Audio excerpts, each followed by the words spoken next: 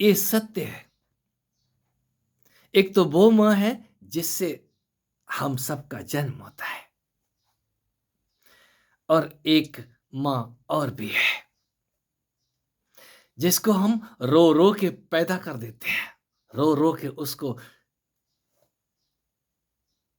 जगा देते हैं। ये जगराते जगराते समझ ही तब आते हैं, ये जागरण है क्या, ये जाग का उत्सव। किसी जागे हुए से पूछो, और जब वो जाग जाता है तो मां मां उस मां को पुकारने लग जाता है। हे मां, तू नित्य मुझे उठा दे। कोई भगवान राम से लिखे अपनी तीन तीन माओं के साथ खेलते हैं, तीनों माओं से अप्रतिम प्यार पाते हैं। एक काली गोरी लक्ष्मी, वो कैकेयी, और वो कौशल्या, सुमित्रा, ये हैं कौन? हम अपनी एक मां से ही परेशान हो गए हैं। हमारी मां ने हमको घर से निकाल दिया। क्यों? हमारी बहू ने, हमारी बीवी ने उसकी सेवा नहीं की। कोई भी बहू अपनी सास की कितनी देर सेवा की, कितनी देर सेवा करेगी, कब तक सेवा करेगी, और क्यों सेवा करेगी? एक समय आने पे सभी का तन वृद्ध हो जाता है। सास की उम्र 100 साल है और बहू की उम्र 80 साल है। बेटे की उम्र अंदाजा लगा लो, बचपन की शादियां। आज भी वही सब हम घरों में देखते हैं। हमारे घर में नित्य झगड़ा होता है, बाहर तो झगड़े होंगे, अंदर भी एक परिवार है आपका। उस परिवार को जगाने के लिए हमने भक्ति का साथ किया था। हम भक्ति करना भूल गए।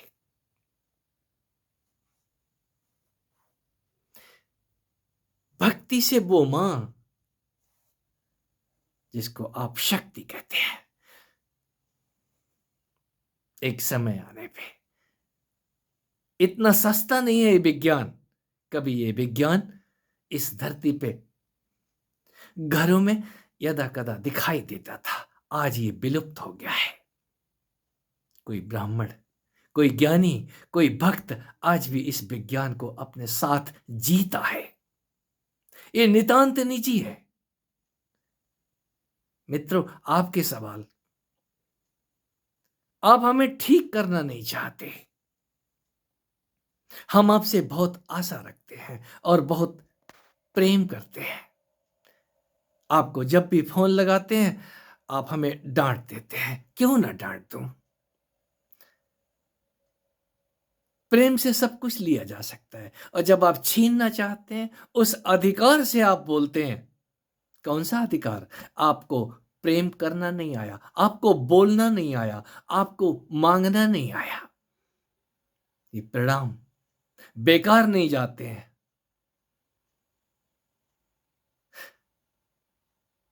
अटपटी भाषा किसी को भी पसंद नहीं है। हम पूजा स्तुति से उस मां को जगा लेते हैं। हम पूजा स्तुति से उन पत्थर की मूर्तियों से सब कुछ पा जाते हैं।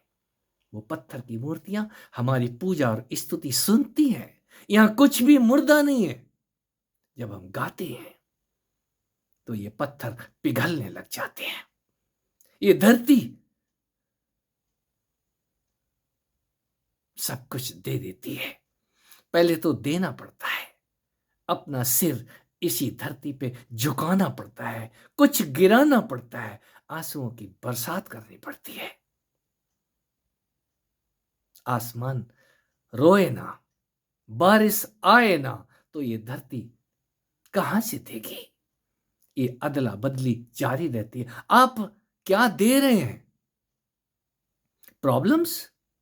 आप सीधे ही फोन उठाते हैं और अपनी प्रॉब्लम सुनाना शुरू कर देते हैं। कोई भी डॉक्टर क्या करेगा? डॉक्टर तो फीस ले रहा है, वो तो आपकी सुनेगा। और जैसी आप फीस दे रहे हैं वैसी आपको दवाई दे देगा। मैं तो आपसे कोई फीस नहीं ले रहा, हम फीस दे देंगे, तुम दे क्या सकते हो जब मैं मांग ही नहीं रहा हूं? तुम बीमारियां दे रहे हो। मित्रों, बीमारियां मत परोसो किसी को। बीमारियां तो गर्मी है, ऊर्जा है, उसको झेलो तो सही। जब कोई उन बीमारियों से जल उठता है, दिया, हम दिए में आग लगा देते हैं। और जब वो मां आपको उस दिए में आग लगाती है, इस तन और मन रूपी दिए को जलाती है, तो आपको वो ऊर्जा जलाने लग जाती है और आप बोलते हैं हमको बीमारी आ गई है, हमारे सिर में ऊर्जा घुस गई है, हमको कुछ समझ नहीं आ रहा है, बीमार हो गए हैं, हम करें तो करें क्या? हम भी कभी बीमार हुए थे, और आज की भाषा में कहूं, हम नित्य बीमार रहते हैं। बीमारी में ही हम मां मां चिल्लाते हैं, बाबा चिल्लाते हैं, और बाबा और मामा करते करते वो बीमारी भी मां का रूप लेती है। वो ऊर्जा खेलती है। यदि वो ऊर्जा आपके साथ खेले ना, तो आपके कर्म, सुकर्म, अकर्म, विकर्म, ये कर्मों का विज्ञान आपकी समझ नहीं आएगा। आप उसी ऊर्जा से कर्म करते हैं। ध्यान, लंबे ध्यान के बाद आपके शरीर में उपद्रव होंगे। वो उपद्रव उस ऊर्जा को एक समय आने पे आपके साथ, आपके ये अस्त्र, हाथ और पैर नियंत्रित होने शुरू हो जाते हैं। कोई अर्जुन कृष्ण के हाथों पुतला हो जाता है। कृष्ण जैसा चाहते हैं वैसा न चाहते हैं। कर्म करने का अधिकार, हे अर्जुन, तू बाण चलाता क्यों नहीं है इस भीष्म पितामह की तरफ? ये दुश्मन जिनको तू नहीं मारेगा तो ये तुझको मार देंगे। तो वो ऊर्जा आपको कर्म करने के लिए मिली है। आप उस ऊर्जा को सिर पे रख करके घूम रहे हैं, तो सिर दर्द नहीं होगा और क्या होगा? ये सिर दर्द वाले, बदन दर्द वाले, बीमारियों वाले, आपने ऊर्जा का डिसबैलेंस कर लिया है। वो ऊर्जा, ध्यान बमुश्किल आधा घंटा, 1 घंटा काफी है। और इसके बाद वो ऊर्जा उठाती है तो आप उठ जाइए। झटके आ रहे हैं और आप बैठे पड़े, लेट गए हैं, बिस्तर पकड़ लिया है। हम क्या करें? हमारी समझ नहीं आ रहा है। तो नहीं समझ में आ रहा है तो आपका गुरु कहां है? वो मास्टर कहां है? आपकी वो मास्टर नहीं कहां है? यस, यदि कोई मास्टर नहीं मिला है तो वो ऊर्जा को अपनी गुरु मां जाने है। समर्पित होइए, वो एक समय आने पे आपको सब कुछ बताने लग जाएगी। आपको काम समझा देगी, पहले तो काम की तरफ उतारेगी। वो प्रेयसी है, आपके साथ खेलना शुरू करेगी। तो आप क्या करेंगे? हम उस काम ऊर्जा से परेशान हो जाते हैं। बहुत लंबा हिसाब किताब है। एक दिन के अंदर सीता मां नहीं मिलती है। पहले तो कहीं सीता मां आपका ये तन रूपी धनुष तोड़ेगी। इस तन में लगा हुआ वो तीर हरकत में आएगा। आप बोलेंगे ये तो हमारी समझ से बाहर है। आपकी सब कुछ समझ से बाहर होगा जब तक वो विश्वामित्र सरीखा गुरु ना हो। और यदि विश्वामित्र है तो कालांतर में कहानी बहुत लंबी है। उस मां के साथ आप उठना सीखिए, बैठना सीखिए, उसकी आज्ञा में चलिए। वो मां ही बाहर की दुनिया में गुरु सदृश सामने खड़ी हो जाती है। चलिए आज्ञा माए, कहे कबीर तिस दास को, 3 लोक भय नाय।